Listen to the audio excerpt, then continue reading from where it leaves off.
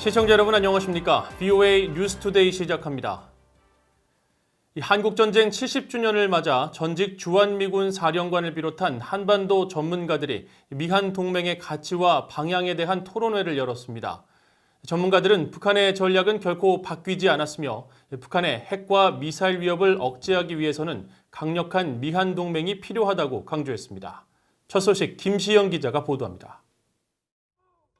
주한미군 사령관을 지낸 존 틸러리 전 사령관은 한국전쟁 70년과 미한동맹에 나아갈 길이라는 주제로 열린 주한미군 전후회 주간 토론회에서 북한의 최근 남북 공동연락사무소 폭파 등 일련의 행동들을 지목하면서 북한의 대남 전술은 여전히 달라지지 않았다고 강조했습니다. It's a tactic of bullying, provocation, and more recently, good guy, bad guy, if you will, between the relatives in the north. Most recently, we looked at the destruction of a liaison office in Kaesong, which was had a peaceful mission. It had nothing to do with the threat. It was a peaceful mission provided by the people of the Republic of Korea and the administration.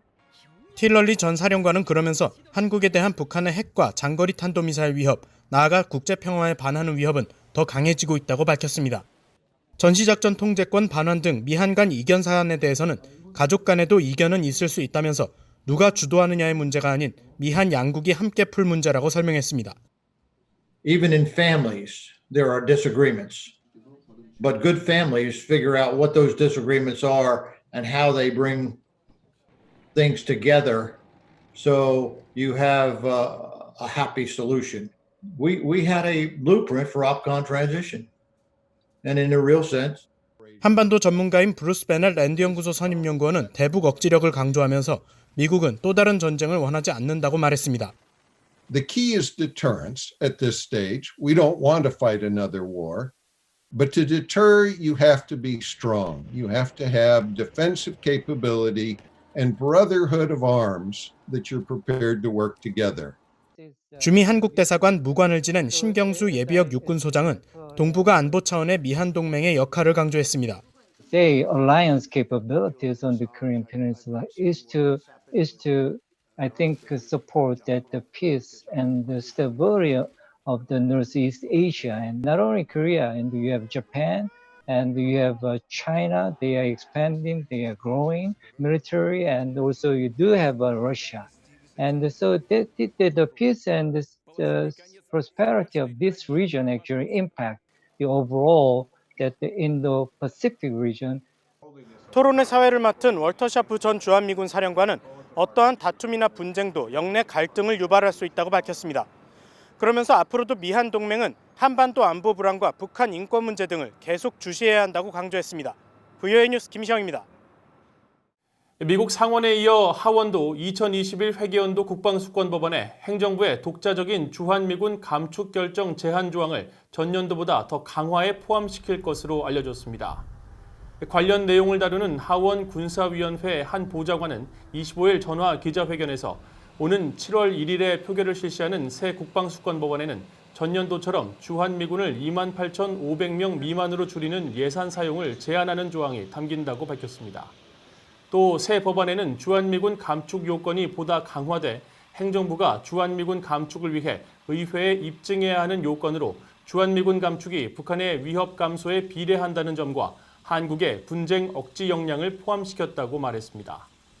또 주한미군 감축이 미국 국가안보 이익에 부합하고 영내 동맹국들의 안보를 상당 부분 저해하지 않으며 한국과 일본을 비롯한 동맹국들과 적절히 논의했다는 점은 전년도와 동일한 감축 요건으로 포함됐습니다. 유엔의 인권 전문가들이 6.25 한국전쟁 발발 70주년을 맞아 북한의 전쟁 포로와 납북자 송환을 촉구하는 성명을 발표했습니다. 이들은 유엔 북한인권조사위원회가 반인도 범죄로 판단한 이 사안에 대해 북한 당국이 진정으로 협력에 나설 때가 됐다고 밝혔습니다. 김영권 기자가 취재했습니다. 유엔 산하 강제실종 실무그룹 의장과 주요 인권 분야 특별보고관 등 8명은 25일 한국전쟁 발발 70주년을 맞아 이례적인 특별 성명을 발표했습니다. 이들은 정전협정이 전쟁 포로와 강제 이주된 주민들의 송환을 명시하고 있지만 북한 정부는 이들에 대한 송환을 지속적으로 거부하고 있으며 이들과 사랑하는 가족의 자유로운 소통마저 허용하지 않은 채 전쟁 후에도 한국인과 일본인, 다른 나라 국적자 수백 명을 납치했다고 밝혔습니다. 그러면서 가족들의 고령화로 더는 이를 지체할 수 없다며 북한 당국은 북한에 납치된 모든 사람의 신상 정보를 제공하고 가족과 자유로운 소통을 허용하며 최대한 빨리 송환해야 한다고 촉구했습니다. 이어 강제실종 실무그룹은 북한 당국이 해명하지 못한 강제실종 316건이 데이터베이스에 등록돼 있으며 앞서 유엔 안보리에 이런 상황을 국제형사재판소에 회부할 것을 요청했다고 밝혔습니다. 인권단체들은 성명을 환영했습니다. 북한이 그런 이제 납치자라던가 국군포로들에 대해서 했던 그런 이제 인권 침해를 이제 그런 이제 이 관련 특별보고관과 이제 워킹그룹에서 문제 제기했다는 거는 단순히 이제 강제실종뿐만 아니라 그런 다른 이제 그 부수적인 이제 연관된 인권 침해도 있었다. 그런 거를 이제 유엔 차원에서 인식한 게 아닌가 이제 그렇게 생각이 됩니다. 그리고 이제 책임자들에 대한 문제를 해결할 이제 그런 이제 국제법상의 의무가 따르게 됩니다. 강제실종은 국가기관 등에 의해 체포, 구금, 납치돼 실종되는 것을 의미하며 국제사회는 이를 심각한 반인도적 인권 범죄의 일환으로 단호하게 대응하고 있습니다.